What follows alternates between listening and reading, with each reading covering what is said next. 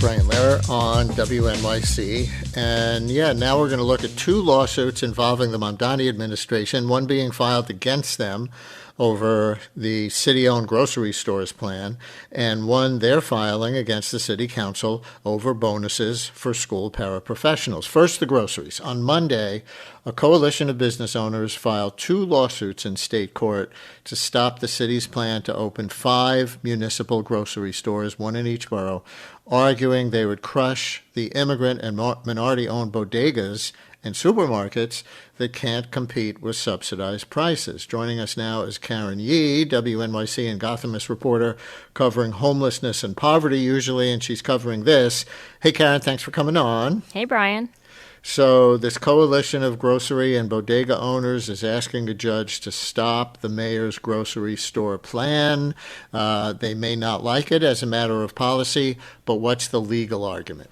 So they're making two arguments. So they did file a pair of lawsuits. One of them is a class action complaint, and they're alleging discrimination. They're saying this plan is going to mostly hurt immigrant and minority-owned businesses that just can't compete. You know, if you open up a store a couple blocks away, they're going to lose their customers. The thin margins that they operate on are going to evaporate, and they'll have to close. The second lawsuit is an Article 78, and this is like, you know, when somebody wants to challenge a city or an agency decision. And this argues that the Mamdani administration actually exceeded its municipal authority by doing this plan, by trying to open these city-owned stores. And in that lawsuit, they're saying, look, the city never conducted any serious analysis or study before launching this plan, and even the sites that they selected were picked arbitrarily. We only know so far where the city wants to open 2 of its stores, which is the one in the Bronx, in Hunts Point, and the one in Manhattan and East Harlem. We still don't actually know where they're going to open in Queens, on Staten Island, and in Brooklyn. Listeners, if you have an opinion about or a question about the city-owned grocery stores plan or the legality of it, 212-433 WNYC, 212-433-9692. Call or text. One of the coalition's members is supermarket owner Carlos Collado. Here's a little of what he had to say. We're not afraid of competition, Mr. Mayor. We're not afraid of competition. We're afraid of unfair competition and the fact that this is going to become a money pit for the taxpayer. The taxpayer should be the ones here very concerned about what this will cost. Unfair competition, meaning the city is going to subsidize the competing grocery store? That's right. The model that the city has proposed is they're going to pay for what is often the biggest expenses for a grocer, which is rent and taxes. The city's going to cover that with a $70 million capital investment across its stores, but they're also going to subsidize the actual food products so that these stores can offer what they're calling a core basket of items at 30% cheaper than your average retail price.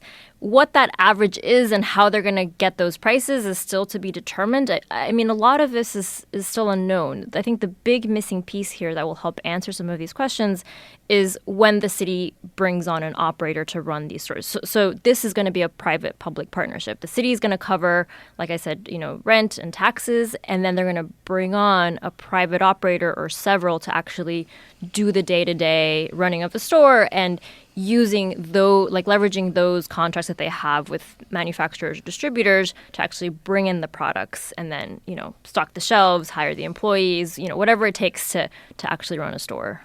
Who's that guy we heard in the clip? I just have him identified as a supermarket owner.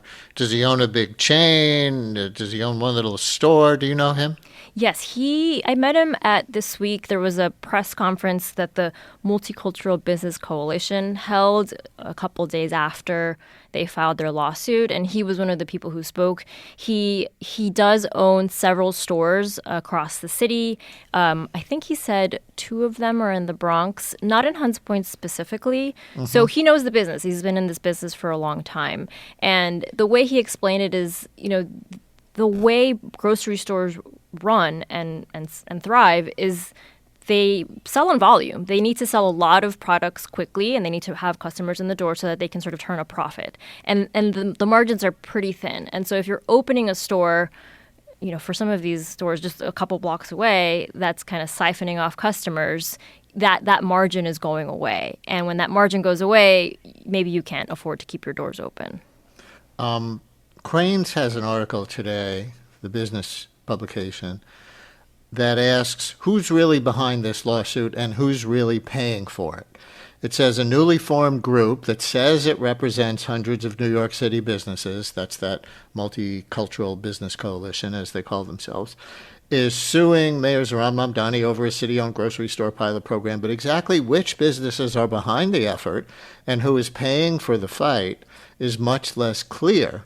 By the coalition's own account, that's the point.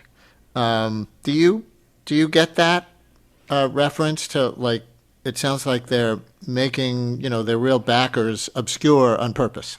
Well, the Multicultural Business Coalition, there's actually a nonprofit in Kansas by the same name. And, I thought it was the same group. And I asked, the Frank Garcia, who heads this Multicultural Business Coalition, and he said, no, we are national. That is local. They're a nonprofit. We're a 501c4.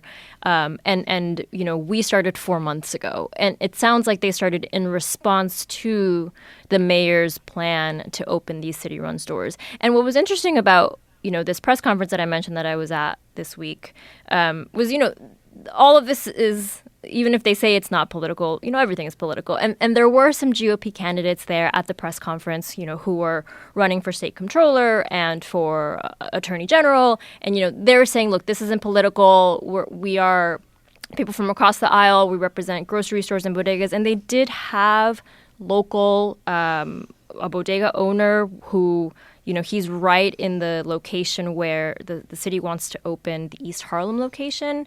They did have a meat market owner in the East Harlem. She runs her store. She's multi-generational. She runs it with her 3 sisters or 2 other sisters. And I think there is real valid concerns coming from small businesses, independent businesses that are going to be in this radius. But, there are absolutely questions about whether there's some more, kind of politics involved in this and sort of who's paying for these 2 lawsuits. And we were told that another lawsuit is coming by, I think it's the National Grocers Association, that will be federal, but that has not yet been filed. So I haven't seen the legal argument there. Yeah, I guess I was wondering if the funding or the political impetus for this really comes from, I don't know, maybe someone like the conservative Gristedes supermarket chain owner, John Katzimatidis, who also runs a radio station that's 24/7 anti-Mamdani, or other bigger or just ideologically driven movers. Right. I mean, I don't know the answer to that, but I can tell you that, regardless of that, I do think there is, that can sort of be conflated with, I do think there is a valid pushback, and I think there is valid concern when you go around to these smaller stores. Have you found any of these store owners who support the idea? Like, I could see, hypothetically, where someone might say, grocery stores, we operate on a very small margin. Our prices are what they are because otherwise we're going to lose money. And maybe that's legit or legit for many. But by the same token, food prices are high. And so, maybe this is just a public service, especially for poorer people, to have this as one of the things that the city offers. Are any store owners saying that to you? I can't say that I've come across any yet, but that doesn't mean they're not out there. I think this is in many ways an experiment. While we've seen municipal grocery stores in other states and cities that haven't worked, we haven't really seen it in a place like New York City. New York City is very dense, it's very diverse, and our grocery market here is unique because we don't have a Walmart that owns most of the market. No operator here owns more than 10% of the market. So it's already very, very competitive. And so I think most store owners that I've spoken to acknowledge, our customers can't afford prices. We've lost customers. We've already had to lay off people. And I think with the changes happening to SNAP benefits and that being reduced, they're seeing that impact. But what they're concerned about is the competition, and where I think might be some maybe middle ground or compromise is if this works, if the city plan works and they bring in an operator that can leverage their contracts to bring in food and it lowers prices for the communities that they're in, could the city, this is something a food expert told me, kind of put out there as an idea, could the city then leverage those existing contracts and bring in smaller operators to increase their purchasing power, right? The reason that smaller stores tend to have higher prices is because they just don't have that much power to negotiate with large distributors and manufacturers for how much they're buying. They're buying much smaller quantities than, say, Costco or Whole Foods. They're not buying wholesale prices. And so if you can maybe form some sort of collective and get a bunch of these independent grocers together to increase their purchasing power, get cheaper foods that are still high quality, and then pass those savings on to customers, then you can really kind of scale parts of this experiment that can help small businesses, but also broaden who is being affected by these lower grocery prices across the city, not just sort of in these 5 communities. And here's 15 seconds of the mayor on Monday saying what he thinks this plan is a reflection of. Reflection of a cost of living crisis that has seen grocery prices increase by about 30% over the last few years. And we're also talking about delivering 5 city-run grocery stores in a city of 8.5 million people that has more than 1,000 grocery stores. Here is Malcolm in Brooklyn. You're on WNYC. Hello, Malcolm. Hey, how's it going? I had a few questions. I think you answered some of them. Like one question I had was, was it like a nonprofit, and like how do other grocery stores that are in competition with this, how are they going to react to it? So I guess I'll like follow on. Was there any 2 things? One, was there any thought to like working with the existing stores to create the same sort of benefit through an existing grocery store instead of creating a new store? That's one thing. The other thing was like, do they have or have they published any sort of success criteria for like this experiment, if it's a good idea or not, and how they'll decide if they want to continue or like scale it or expand it or anything? Yeah, and really, thanks so really much. good questions. Karen, on either? Yes, I think those are both really, really good questions. I think on the success, I mean, that's something that I've been wondering, too, how the city will measure success. I think you could talk about political success, and the mayor is good at messaging and communicating. But, to me, it's going to be like, are you really moving the needle enough on affordability to say that this public investment worked? We know it's going to be $70 million in capital investments. We don't know how much yet it's going to be in investing in operating costs and how long the city will keep that up and whether that will be worth it for these 5 stores. If it does work, does the city then scale and create more of these stores, or does it find a way to work within communities and maybe subsidize or provide tax abatements for local bodegas and local grocery stores? On the question of whether the city considered maybe helping existing stores, I don't know. I mean, this was the mayor's signature campaign proposal to open municipal grocery stores. He really wanted to try out this idea. I think food experts I've spoken to say, look, 5 stores, on the grand scheme of things, it's not that many. But it does, I think when you look at the granular level and in community, it can make a difference in a specific community. I'll also say that, while the city has existing subsidized markets, the mayor likes to point to these Essex Street Market on the Lower East Side and Moore Street Market in East Williamsburg. They subsidize these smaller markets. It's not on the same scale. I think the best comparison we have is the Defense Commissary System. This is run by the Department of Defense. There's one in Fort Hamilton, Brooklyn, but it's not open to the public. It's just for military personnel and civilians, and that's operated for a long time. That is successful. Similarly, prices are 25% off for everyone. And so I think this is modeled on that. And, I will be curious to see what sort of numbers come out of once these stores open. And it's gonna take a while. I mean, the first store is not going to open until next year.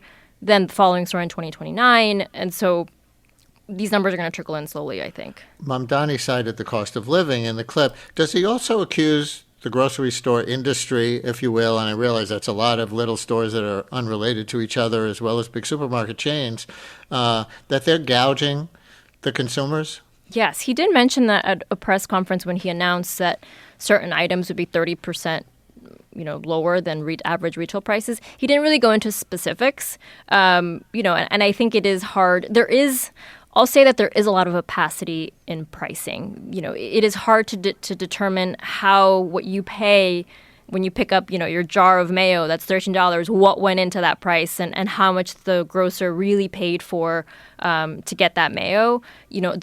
I just think in the business or in the food industry, there's like so many middlemen that are involved, and every middleman is taking a cut, right, and taking their share. So when something along that line goes up, and then it goes down, that doesn't necessarily get adjusted back. And so Right. I do think there is a lot of, lack of transparency in how items are priced, and potentially absolutely like predatory pricing Right. in I particularly guess low-income it's communities. Like gasoline, right? When the cost of oil soars because of the Iran war, that gets passed on to the drivers, then something happens and, the international price goes down. But if the drivers are paying it at the pump, it doesn't necessarily go down at the corner. One last listener question, kind of related to the last caller on the mission and how they'll measure success. Listener writes, I thought the mission of these city supermarkets would be that they would be located in food deserts, so to speak, and that what they sold would be more in line with SNAP benefits,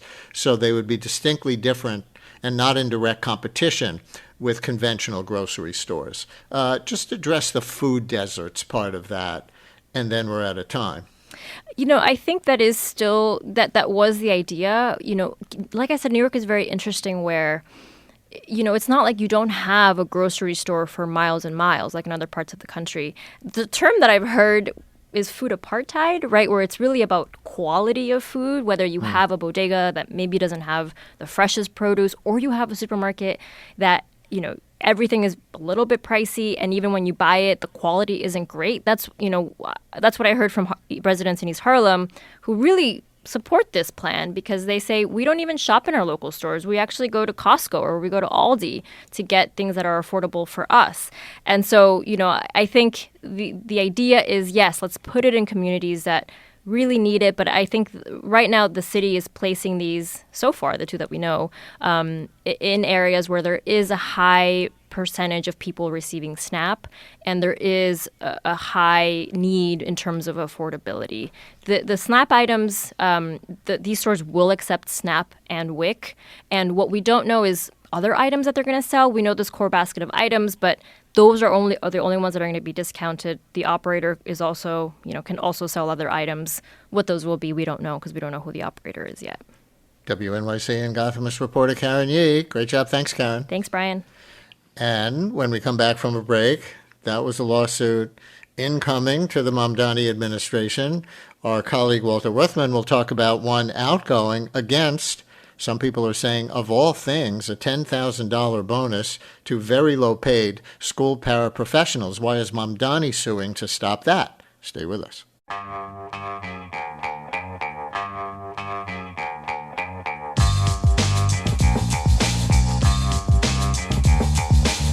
Brian Lehrer on WNYC. Yeah, so now to the lawsuit the Mamdani administration is filing, not facing. And yes, this one is against the city council over a law giving the city's roughly 26,000 school paraprofessionals a one-time payment of up to $10,000. The bill became law just last week without the mayor's signature, and within hours, his administration sued to stop it. Joining us now is Walter Wuthmann, WNYC and Gothamist reporter, covering public safety and the legal system. Hey, Walter, thanks for coming on for this. Hey, Brian, you're welcome. Just remind everybody real quick, anybody who's been a public school parent or anything, or certainly a teacher, kind of knows who these folks are. But what's a paraprofessional? Yeah, as you said, there's 26,000 paraprofessionals in New York City schools, and they're often doing one-on-one service in the classroom with students, typically students who have an IEP for extra services. So they're extremely important. Parents often form really close relationships with paraprofessionals. It's hard work. For years, they've complained, and the union complaint is that they're really underpaid for the type of work that they do. And there's a lot of vacancies, which is another issue that the council and the administration is trying to solve here. So is city council not just trying to say, hey, you're really low paid, let's give you a bonus. They're trying to make it an enticing enough total pay package that they'll fill the slots? Exactly. So the starting salary for these jobs is about $34,000. It goes up to in the $50,000 range. This is, in the last teacher contract. They're arguing it's really not enough money to attract people and also to retain people, given the high cost of living in New York City. Listeners, are you for this? Are you against this? Do you have a question about this? 212-433. WNYC 212-433-9692. Call or text. And for the record, they say 60% in American politics is a landslide, right? If a presidential candidate wins by 60% to 40%, that's considered a landslide. Well, City Council passed this bill called the Respect Check Act, 49-0. Unanimously. Yeah. Democrats, Republicans, progressive Democrats, it's a bit remarkable. And people may well think, well, this doesn't go with what we think of as Mayor Mamdani's politics because he's all for these low-paid workers, the working class, etc. So what is his rationale? Yeah, and on the campaign trail, he indicated that he supported this legislation. So it is a true about-face that he's opposing it. And he had been signaling for weeks as this was moving through the city council that he had a lot of concerns, especially as it relates to the collective bargaining process. And it seems that, those concerns won out, and now his administration, as you said, is suing the city council to block this new law from taking effect. Take us further into that. What's the concern about the collective bargaining? I get it. In theory, you don't want something imposed outside of the collective bargaining agreement with the union. Normally, though, that would be something that hurts the union members. This is something that helps these particular union members. Yeah, it's an interesting theoretical argument. And I was talking to Joshua Freeman, who's a history professor at the CUNY School of Labor and Urban Studies, and he's like, I don't know who has the more progressive position here, whether it's the mayor or the city council and the union, because the right to collectively bargain is an extremely hard-won right? Like, it's been many, many years to have these protections enshrined in state and federal law. And the mayor and his legal team are now arguing that these checks, although they look good, they're an end run around the system. They're an end run around the bargaining table. You don't have to sit down with us and bargain through these very complicated processes that protect you and protect us and, help union members and help taxpayers. You can go to your political allies on the council and get this pot of money for yourselves. And they're really worried. And there's a line from the lawsuit that I think is really key. They say if the paraprofessional pay bill is allowed to stand, other public employees will undoubtedly seek their own stabilization payments from the council. So they're worried that, police, firefighters, sanitation workers unions are going to try to get these same bonuses outside of the normal bargaining process. Right. And we have to remember that the mayor and city council are both management in this context, right? Yeah. The union is the workers, the city government with the taxpayers' money is management. So here's a clip you brought from your interview with United Federation of Teachers Union President Michael Mulgrew, who supports this deal. We crafted the bill specifically to deal with the fact that they're trying to hide behind collective bargaining patterns to screw over their own workers. I'm sure there are paraprofessionals who have heard the mayor again over and over say that he would support this legislation no matter what, and now his administration is trying to block it. I'm sure they are feeling betrayed. And betrayed is a strong word. Yeah. But honestly, Walter, now I'm even more confused because this is something that the mayor says he's doing, he's suing to stop this on behalf of the collective bargaining process, but the union is on the other side. Yes, and so it becomes an academic argument about who is the better protector of the collective bargaining process, this progressive mayor or the teachers union who is representing their members. But the labor experts who I've spoken to say that the mayor and the administration do have a really valid point here, that the collective bargaining process and the bargaining table is very sacred. There's a way things are done, And this is a bit of a loophole that the UFT has found. And the city has really valid concerns here. So you have Speaker of the City Council, Julie Menon, leading this, and it was the council's 49-0 vote that approved these bonuses. The mayor was asked at a news conference on Monday whether this fight is souring his relationship with Speaker Menon. Let's hear his response. The relationship continues as it's been, and the talks have been productive. And they've been productive because we have a shared understanding of the critical role that paraprofessionals play in our public school system and in our city. And we are looking at ways to permanently address this inequity. Here is Sarah. Can I go to Sarah on line 4? A principal at a New York City public school calling in who is against this payment to the paras. If I can go to Sarah, her line isn't free yet.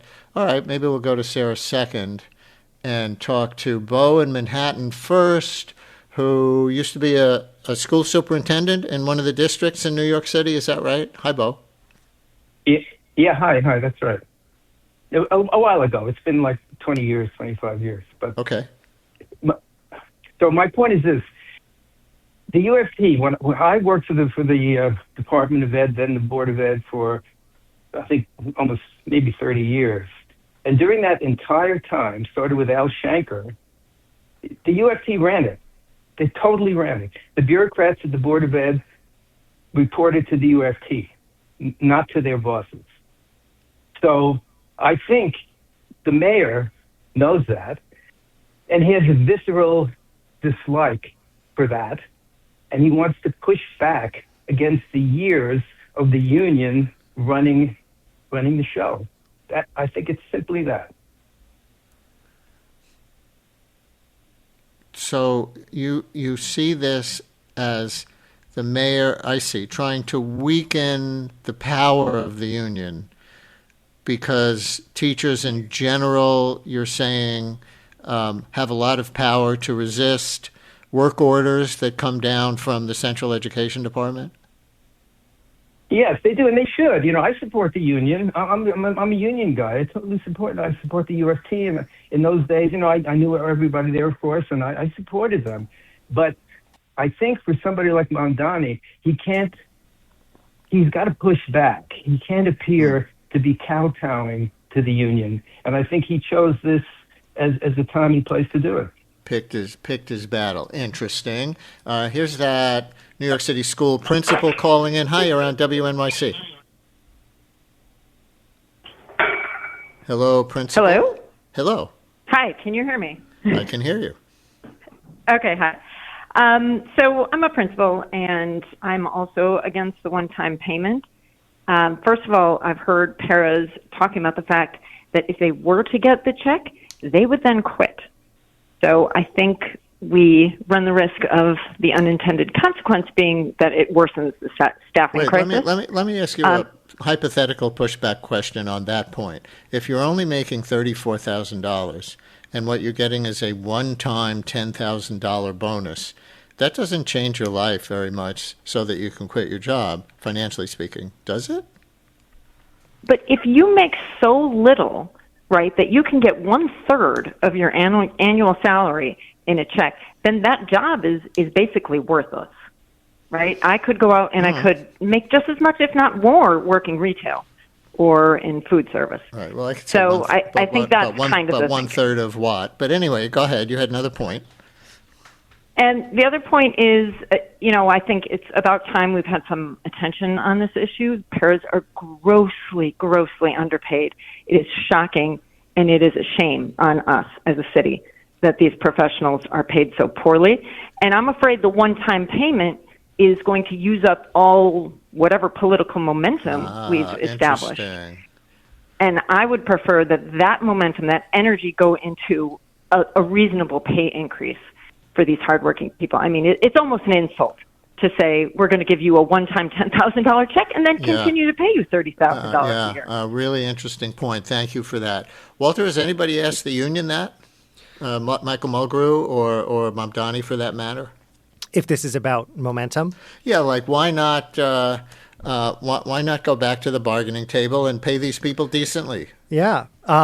Both sides say that's exactly what they want to do. And there is a school of thought out there. And, as Karen was talking about in the previous segment, there's lots of politics and tactics that go into all of these things. But there's a school of thought out there that, yes, the union wants these checks for their workers, but also they're looking to apply more pressure at the bargaining table because they are actively bargaining with the city over the next contract. The current teacher contract, which covers all of these positions, expires in November 2027.